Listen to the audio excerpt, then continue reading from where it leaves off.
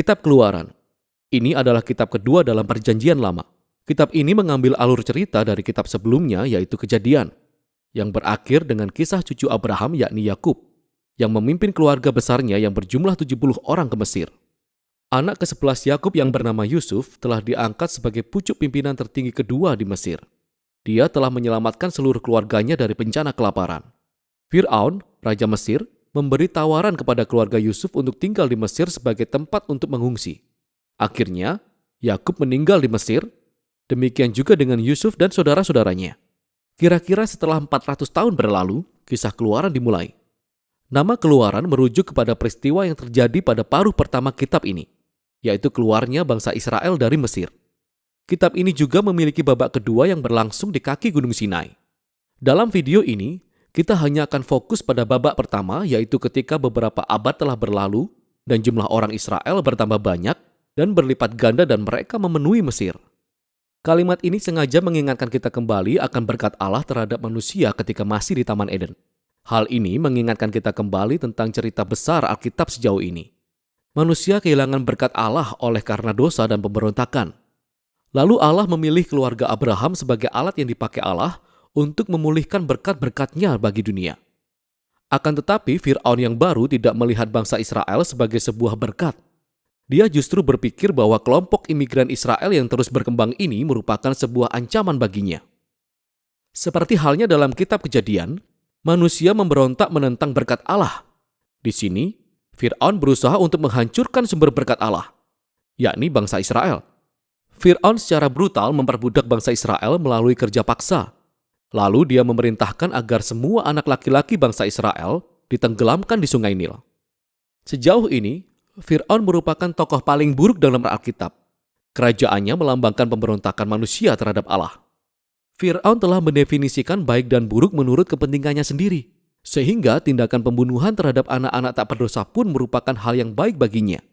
Mesir telah menjadi bangsa yang lebih buruk dibandingkan Babel dari kitab Kejadian. Sekarang bangsa Israel menjerit meminta pertolongan untuk melawan Babel baru, dan Allah merespon. Allah membalik kejahatan Fir'aun ketika seorang ibu membuang anaknya ke Sungai Nil, tetapi dalam sebuah keranjang. Lalu anak itu mengapung dengan aman sampai pada keluarga Fir'aun sendiri.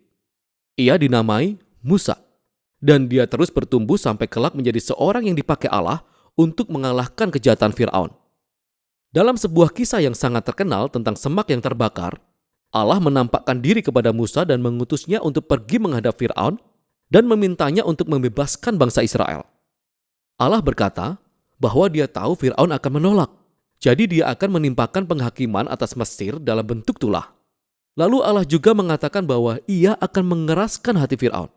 Jadi kita diperkenalkan pada bagian utama dari kisah ini, pertarungan antara Allah dan Fir'aun. Apa maksudnya ketika Allah mengatakan bahwa dia akan mengeraskan hati Fir'aun?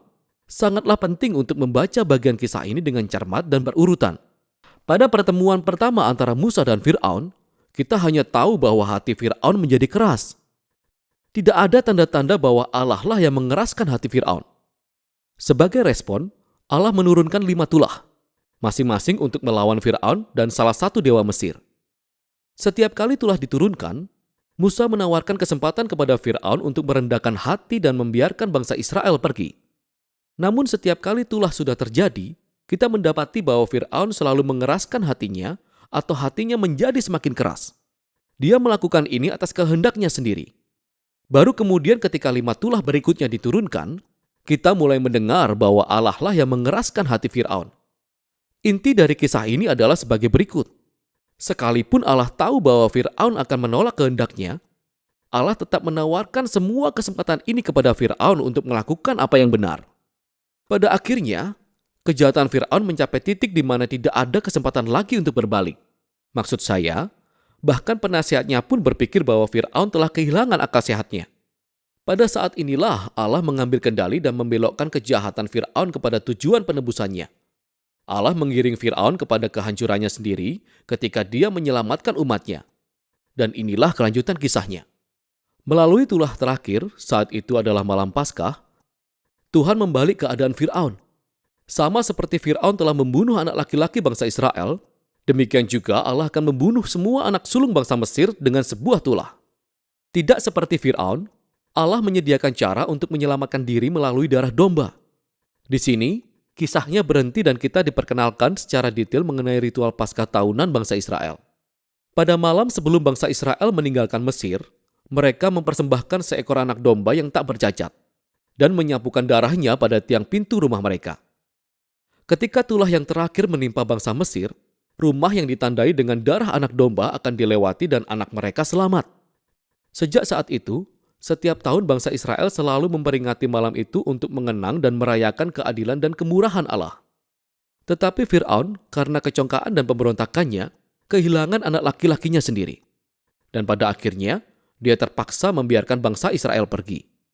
Para budak Israel melakukan eksodus mereka dari tanah Mesir, tapi tidak lama setelah bangsa Israel pergi, Fir'aun berubah pikiran. Dia mengumpulkan pasukannya dan mengejar bangsa Israel untuk sebuah pertarungan final. Ketika bangsa Israel sudah menyeberangi lautan dengan aman, Fir'aun justru sedang menuju kepada kehancurannya. Kisah Eksodus diakhiri dengan lagu pujian pertama dalam Alkitab. Pujian itu berjudul Nyanyian Musa dan Israel. Baris terakhirnya menyatakan bahwa Tuhan memerintah sebagai raja. Lagu ini menceritakan kembali dalam bentuk syair segala sesuatu tentang kisah kerajaan Allah. Lagu ini menceritakan bagaimana Allah sedang dalam sebuah misi untuk melawan kejahatan di dalam dunia dan untuk membebaskan mereka yang diperbudak oleh kejahatan. Allah akan membawa umatnya ke tanah perjanjian di mana kehadiran ilahinya akan hidup di antara mereka. Kisah ini memberi gambaran tentang bagaimana jadinya jika Allah menjadi raja atas umatnya. Setelah Israel menaikkan puji-pujiannya, kisah ini berbelok sangat tajam. Bangsa Israel berjalan melewati padang gurun dalam perjalanan mereka ke Gunung Sinai. Mereka lapar, mereka haus, dan mereka mulai mengkritik Musa dan Allah karena telah menyelamatkan mereka. Mereka berkata bahwa mereka merindukan hari-hari baik mereka ketika ada di Mesir. Itu gila. Allah dengan murah hati telah menyediakan makanan dan air bagi bangsa Israel selama di padang gurun. Tapi kisah ini mempunyai sisi gelap. Kita mulai berpikir, mungkinkah hati bangsa Israel akan menjadi keras seperti hati Fir'aun? Kita akan lihat. Untuk sekarang, itulah bagian pertama dari Kitab Keluaran.